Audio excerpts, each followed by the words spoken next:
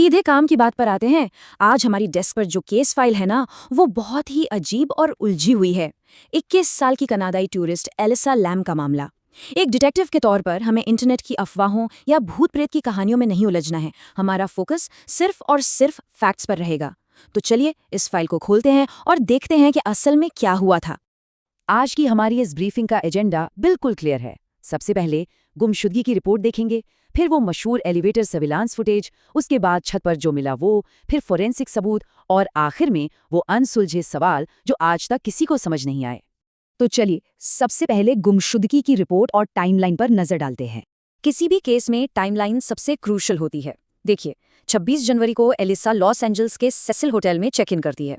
सब कुछ नॉर्मल लगता है, लेकिन 1 फरवरी को जब वो चेकआउट नहीं करती और उसके घरवालों का भी उससे कोई कांटेक्ट नहीं हो पाता, तब एलएपीडी यानी पुलिस को इन्फॉर्म किया जाता है। इसके बाद 19 फरवरी को उसका शव मिलता है।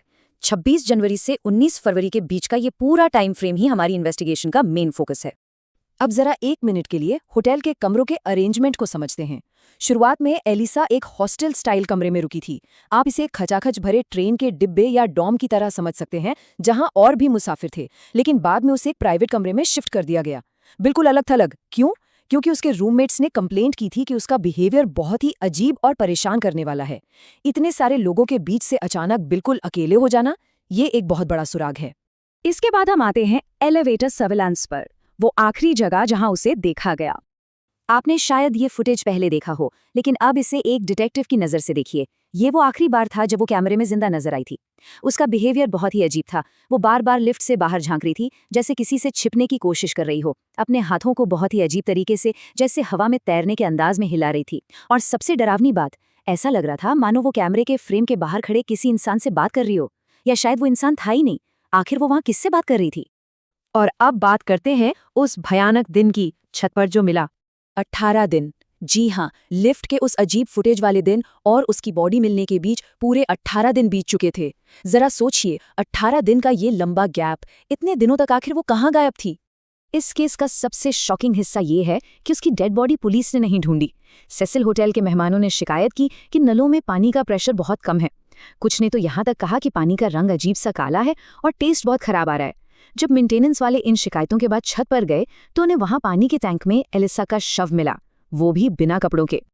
अब आगे बढ़ते हैं फोरेंसिक सबूतों की तरफ, क्योंकि यहीं पर थ्योरीज और असल फैक्ट्स आपस में टकराते हैं। जैसे ही ये खबर बाहर आई, लोगों ने अपनी अपनी थ्योरीज बना ली।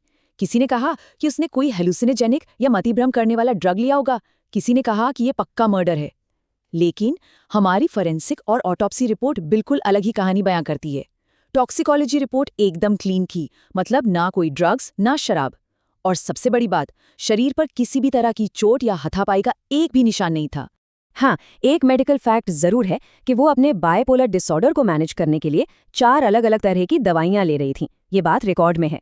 लेकिन मेडिकल एग्जामिनर ने साफ कर दिया कि इन दवाइयों का उसकी मौत से कोई लेना देना नहीं था। मतलब उसके सिस्टम में ऐसा कुछ नहीं था जिससे ये साबित हो कि मौत किसी ड्रग ओवरडोज या रिएक्शन की वजह से हुई। और अब आते हैं अनसुलझे सवालों पर, इस केस की आखिरी और सबसे बड़ी पहेली।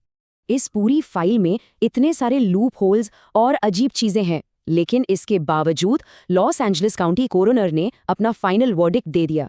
उनके मुताबिक आधिकारिक तौर पर यह सिर्फ एक एक्सीडेंट था, एक्सीडेंटल ड्राउनिंग। लेकिन 1 मिनट रुकिए, वो जो छत पर पानी का टैंक था ना, उसका ढक्कन पूरे 20 पाउंड का था। 20 पाउंड का मतलब समझते हैं? एक बहुत बड़ी बोलिंग बॉल या फिर एक भारी कार के टायर जितना वजन। तो हमारी ये ब्रीफिंग इसी सबसे बड़े सवाल पर आकर अटक जाती है। अगर ये सच में सिर्फ एक एक्सीडेंट था, तो वो लड़की उस होटल की छत तक कैसे पहुंची? वो उस ऊंचे पानी के टैंक के अंदर कैसे गई? और चलिए मान लेते कि वो अंदर चली भी गई, तो अंदर जाने के बाद उसने बाहर से उस 20 पाउंड के भारी भरकम ढक्कन को खुद कैसे बंद कर लिया? ये फिजिकली इम्पॉसिबल है। और यही वो सवाल है जिसका जवाब आज तक किसी के पास नहीं है। इस फाइल को बंद करने से पहले जरा इस बारे में सोचिएगा।